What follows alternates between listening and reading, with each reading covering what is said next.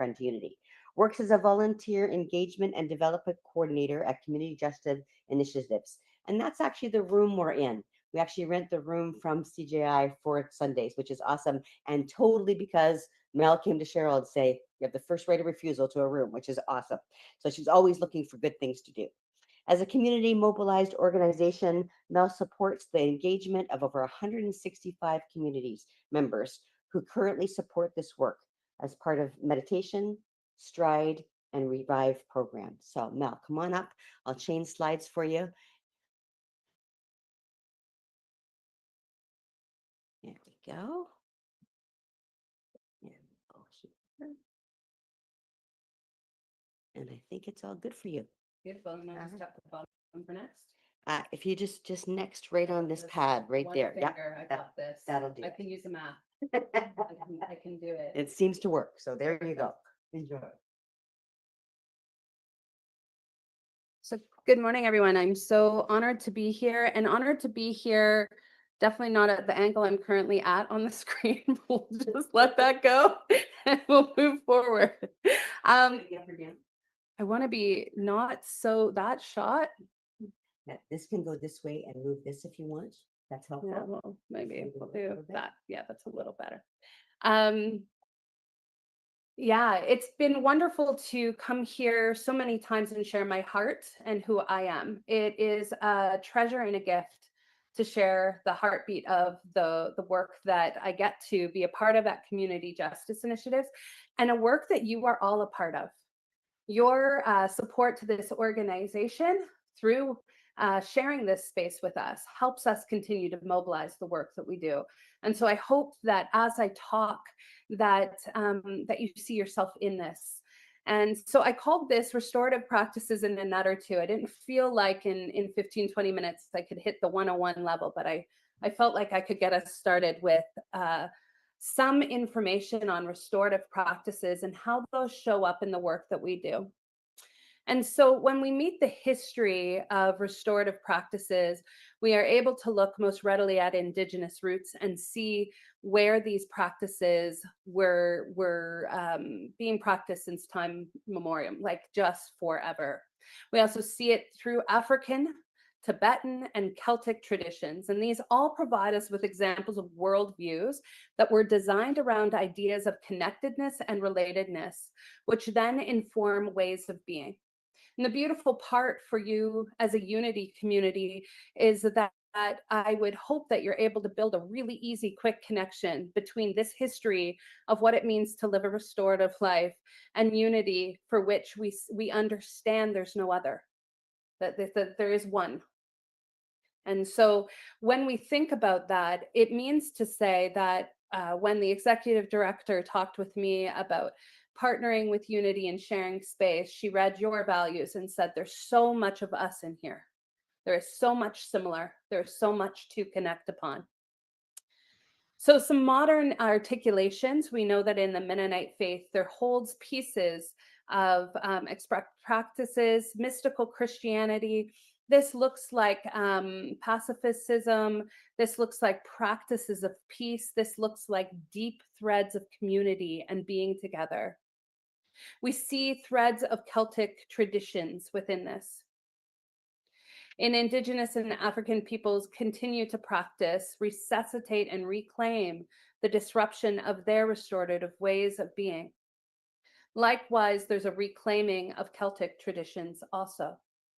And so I point to these because we understand that when we're doing a land acknowledgement and we're talking about the history that we have, that history of colonization meant that we took ways of being, and if I were to use a fashion metaphor, we put them in a small tote bag and said, these are the ways of being, the things that are good and the ways you can be. And as we start to live into the reality and discomfort, we start to see that it looks more like a large travel suitcase with a backpack and also carry bag. These are all at least IKEA sized full bags of possibilities for how we can be and how we can do. And that really, really challenges us to be able to hold more, to be able to be with more. And that's not just about the world around us, that's also within ourselves, which I've shared before when I've talked with you. That ability of opening ourselves to more of who we are, to those massive universes within us, is also then what allows us to open to the world around us and be with what is more of what is already there. So there's also many branches and traditions of Buddhism that speak to this idea of interconnectedness, oneness, there's no other. And then we start to see academically restorative practices shaped as a social science field. And this is concerned with how to strengthen relationships between individuals and communities. And these become expressions of what is much of the work that community justice initiatives offers back to the community, again, fueled by community. And those can look like circles, community-led groups and initiatives, coaching, dialogue, mediation, food, community, and gathering in grief and joy. And so these ways of being together are part of how we express that. We don't, however, start there. And I do say often in my work that just because you call something a mediation does not make it restorative any more than a circle is inherently restorative because you shape yourself that way. There is an inward capacity, a coming to the space that makes all the difference in how that experience is going to go. And part of it is that rooted understanding that there is no other. There is interconnectedness. And yet, in conflict, we will find ourselves looking for the degree of separation. We will extract people from where we are and put them somewhere else. We must understand they are still there. Just because you cannot see it does not mean it is dealt with. They are still there. And so those ideas of separateness become part of what can limit our joy to life, what can limit our ways of connecting. And so these ideas and values, just this one little articulation in unity of oneness, but also in articulations of interconnectedness or everything is living in spirit. It doesn't matter which direction you come from. What we know is that there's some core beliefs and assumptions that when we choose to embody just that one idea, the world changes. The key is that we must be willing to practice these in favorable and unfavorable conditions, in formal and informal articulations. So what I offer is this, that we sometimes may think about these tools and skills as things we perform when we are in a mediation or a circle, but it isn't there. It is in the small hallways of the in-between conversations. It is in the small moments that trust is built and community is formed. It is in our embodiment of these things, independent of that moment where we sit together in conflict. So some of those core beliefs and assumptions are the understanding that we are related, that we are connected, that we are interdependent, that all of nature, being, elements, and expressions as valued, living, and worthy of dignity, respect, and care. An example of that is Robin Wall Kimmerer, who said, "We must go pick berries to remember that we are connected to the earth, to remember that we love the earth." Have we forgotten that we love the earth? Have we forgotten that the earth is loving us? I was at Lumen last night and I watched a performance, and the line that stood out in the performance was the question: the trees offer us peace, but when we walk in the forest, are we offering the trees peace? Is there a sense of reciprocity to this relationship? Are we even aware we're in a relationship? If we, for even one moment, and we will forget, and Robin Walls Kimmerer says so, and says, hey, we got to remember to remember. So when you gather in community together, that's part of what you're doing, is reminding each other. That means that there isn't a person that will not require reminding. No person, we don't ever outgrow the need to be reminded of our interconnectedness. We remind each other. That's the beauty, that's the reciprocity, that's the circle forming that's bigger than any one moment or shaping ourselves in circles, so to speak. We seek to find connection across differences and articulate the bridges needed to do this effectively. To seek to find connection with that which you least understand. To seek to find connection with that which you least relate to. Again, there's no other. It is the articulation of I am worthy, you are worthy, and we are worthy inherently. That one way of being, that one idea of what it means to live into possibilities and threads of connection changes our lives. The moment we forget and think we are separate, that is where we start to disconnect. And so again, I depict these pictures of how many times I've heard unity itself speak of there's many paths, many sources, many ways. But ultimately, at the end of the day, we come to the same understanding. And I remember a depiction of a boat. The Rev Sharon spoke one Sunday, and in this boat, there was one side sinking and the other side. There was people sort of on the high side of the boat saying, "Thank goodness that's not me." And the depiction was so powerful. It is the same boat. We are in this earth lifeboat together. What story do we want to create? How do we want to be? No matter how far away you put me from your world, I am still in your world. That is an important piece for us to hold, because part of the goal of life is to be able to be with more of it, both the comfortable and the uncomfortable. So I want to ask you a question. What do you practice with commitment and dedication? Humility. And I'd offer again humility to articulate the difference between our Western dictionary's depiction of humility, which is to say, to make oneself small and of little importance. If that does not sound odd to you, I would invite you to flag it. I'll say it again. Humility in the Western dictionary says to make oneself small and of little importance. Um, I'd invite that in the roots of Tibetan Buddhism, the understanding is that humility is a byproduct of joy, of compassion, of love, and of understanding. A byproduct. It actually naturally shows up when you are in practice of joy, of love, of understanding, of compassion. And when I say love, joy, understanding, and compassion, the key pieces I invite you to think about with yourself first, then with others, then in broader community. Do you practice respect? Again, with yourself, with others, curiosity.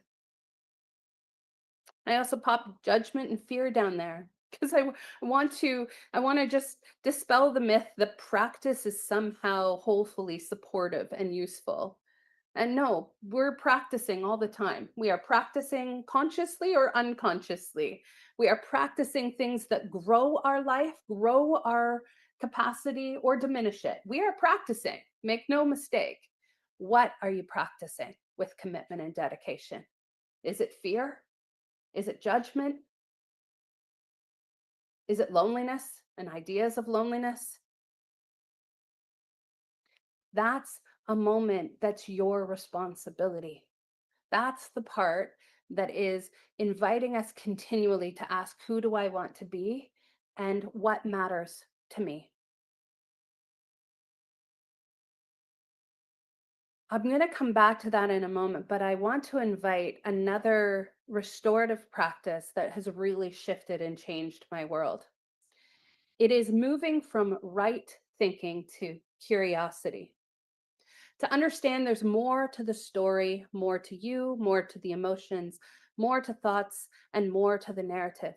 It's the moment we ask a question into the story, into the conflict, into our beings that invites possibility, creativity, and openness.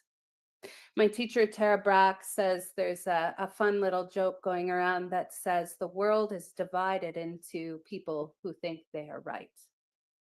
And that's the whole joke. The world is divided into people who think they're right. And then she shares this fun story of this child who goes to his mother and says, like, how were people created? And oh, actually, no, it's the father first. Goes to the father first and says, how are people created? And the father says, well, there was a big bang, and there was apes, and then those apes evolved into human beings that you see today. And the child was satisfied with the answer, but still curious, and went to their mother and said, how were humans created? And she said, well, there was Adam, there was Eve, there was birth of humanity, and that's how we got to be where we are today. And the child said, well, how come dad said that it started with apes, but you say it started with Adam and Eve? And she said with a gentle, soft smile, oh, well, that's easy. Your dad was talking about his side of the family, and I was talking about mine. And there's that moment where we hold room for what is, and we allow it to be there.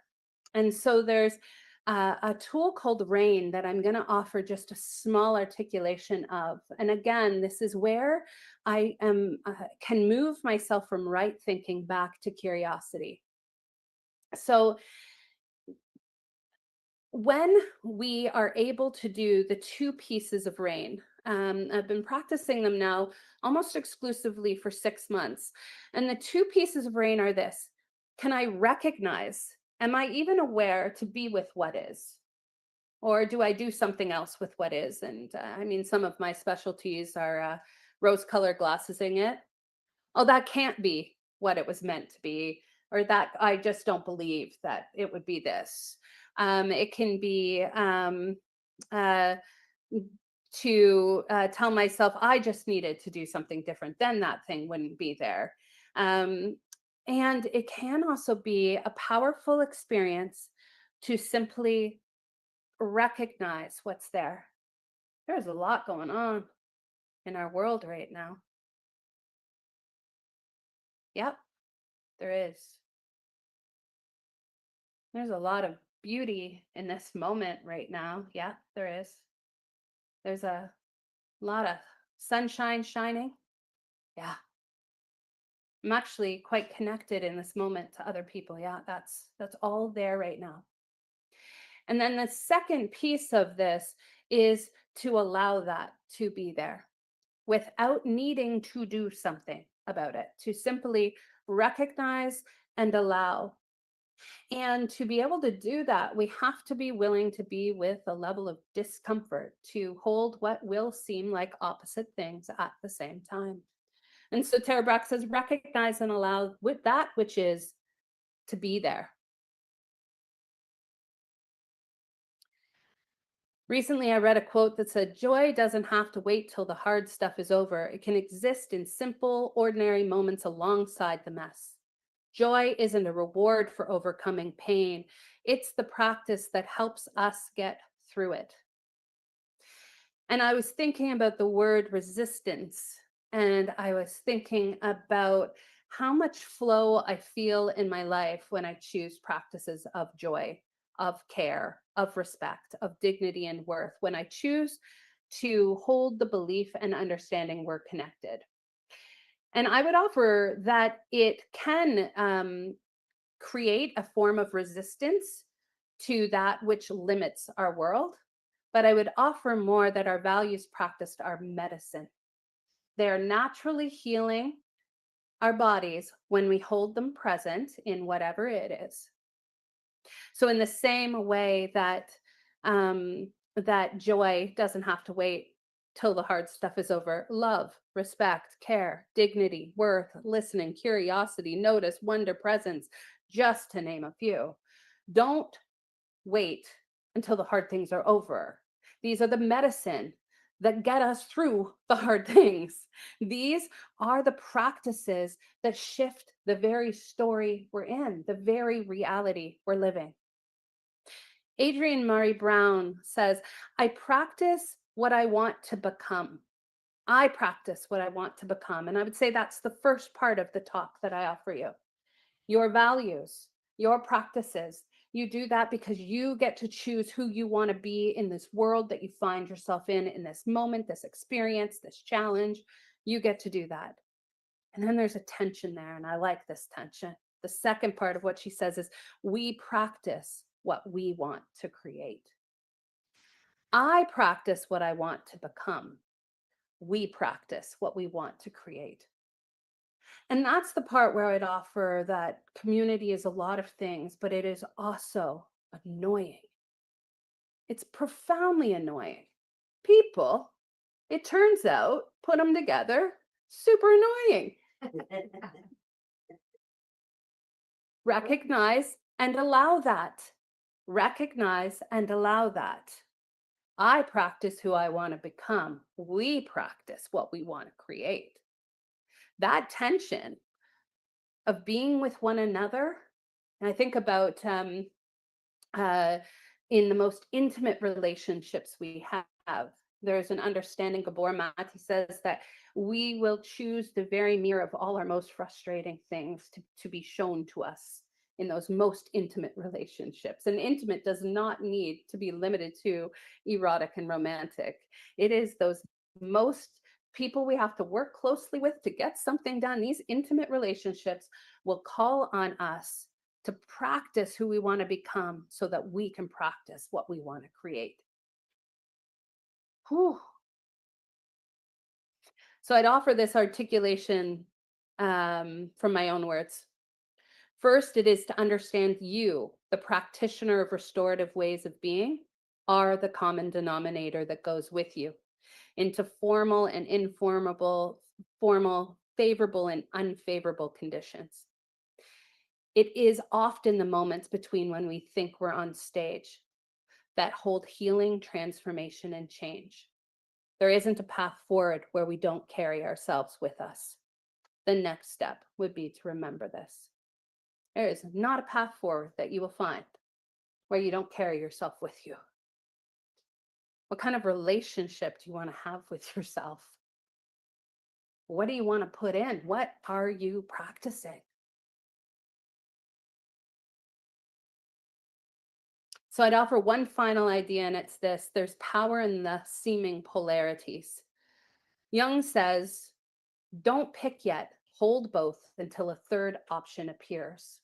And in mediation, there's an understanding that we as mediators at community justice initiatives, in the understanding of transformational mediation, know that we don't know better than the people directly involved in the conflict what might be right for them. We know we don't. And trust me, I've gone in where I've thought, I've done a good case development here. I know how this should go. And then I go into it and it goes completely different. And it goes significantly more beautifully than I could have ever designed on my own thinking about what should have happened and what should go from here to here. But there's also this piece where we understand as practitioners, as mediators, that we need to be able to hold the tension and allow it to be there and watch for when those parties directly involved will want to give us their attention. Here's my hard thing. How about you hold it for me? Sound familiar? Like, I mean, it's a very human thing to do. And yet, it is only in this moment of not picking yet, holding, that the third option appears. And now I'd invite you to just take this practice inside into the I choose who I practice and what I want to become place. So when you consciously hold seemingly opposites, stay versus go, forgive versus hold a grudge, speak versus stay silent, without denying either. So the key is you're not denying either. I'm both getting more healthy in my life and I am struggling with my health. These are two things very true for me right now. Can I hold that without folding into one or another? Can I hold that there like this. Now, if I can, you'll notice I hold my arms out wide, wider than the screen can show. And I hold them out that wide because that's where space comes from, is the between of what it is we can hold. So like I said, if I can only hold a small little tote bag of what's possible, what's good and okay and right, my world's going to look about this big, right? When we think about looking down at our little screens, that's what happens to our brain. We tunnel into this little screen. So when we can hold polarities, which in part, to the degree that we can hold tension and discomfort is to the degree that we can do this practice, something new, completely new, that doesn't cause compromise will emerge. This isn't indecision while you hold it, it's active tension, which leads to a deeper synthesis and a new awareness and creativity. So, what I'm saying to you is this active tension can create what I call generative creativity. Active tension, holding it, you will generate creativity. That is the birth product of this challenging space. And that creativity takes you deeper into what was once unconscious, brings it up, and you will create something new. You will see things you never saw before in the space between what those seeming two poles will hold. If you collapse too fast to one side or the other, you miss the synthesis and new awareness. The key is, the trick is, the hard part is to become more aware, is to become capable of feeling more of the continuum spectrum that is called life, emotions, challenges, joys, etc. There's also interestingly located there a deeper sense of peace, and I speak from my more personal experience with that. It isn't that the world became friendlier as I came out as who I was in the world. It's that I became more okay with who I was in this world. I became more okay with who I was. And it turns out it's a game changer. I'm okay with that. I'm okay with more of these parts of me being here. So to the degree that we can hold tension and discomfort is to the degree that something new can emerge. Fold too quick, you miss that moment. So I want to invite you into a time of meditation. Meditation where I invite you to come home to yourself, just as Marilyn did at the beginning, that our breath becomes that signal to return to our bodies. As we go into this time of meditation, I offer the words of Robin Wall's Kimmerer. Act on behalf of life. Acting on behalf of life transforms, because the relationship between self and the world is reciprocal. It's not a question of first getting enlightened or saved, then acting. The stories we tell about our world shape our reality. We must tell stories that uphold the bond of community. So, as we enter this time of meditation, an invitation to carry two personal questions with you. What action am I taking daily on behalf of life? What story am I telling myself about this world? Does it uphold bonds of community? Perhaps inviting more breath into your body, more breathing in this invitation, welcoming expansion in the inhale and contraction in the exhale. Perhaps noticing if your eyes want to be closed or in a soft gaze. To sit in this sacred moment of breath, noticing your feet on the earth, and perhaps imagine roots coming from the bottom of your feet, driving into the center of the earth. And perhaps from the top of your head, light that connects to the infinite universe and beyond. Breathing in the sensation of interconnectedness, we deepen our awareness of our connection.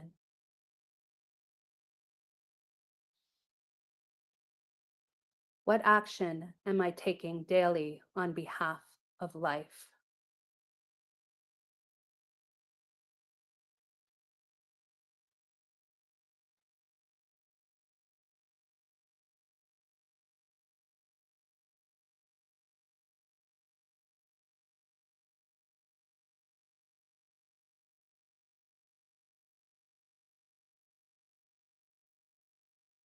What story am I telling myself about this world? Does it uphold bonds of community? Does it reflect oneness?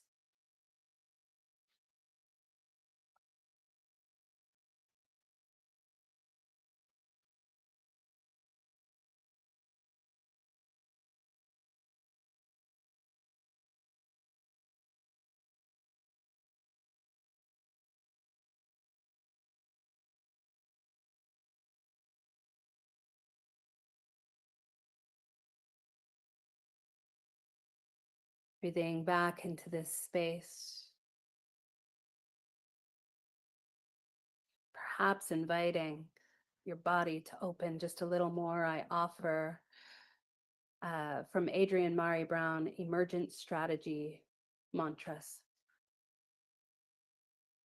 I am no victim of life. I shape change. We are not victims of circumstance. We shape change. I practice what I want to become. We practice what we want to create. I am a microcosm of all the possible justice, liberation, pleasure, and honesty in the universe, and I act accordingly.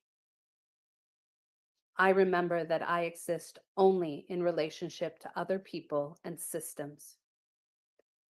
I accept that I cannot change others, but I can hold standards for my own life. I willingly engage in and support transformational justice processes for accountability and getting in right relationship. I create more possibilities in the face of scarcity thinking. I act from and toward love. And perhaps as you come back into this space, you just imagine, if you're silly and a little bit weird like me in the best way possible, maybe imagining what it would be like to have a smile form on your belly, perhaps one on your face, maybe on your fingertips and your toes. What would it be like for your feet to smile? your heart to just put on just a big silly grin, and feel into that.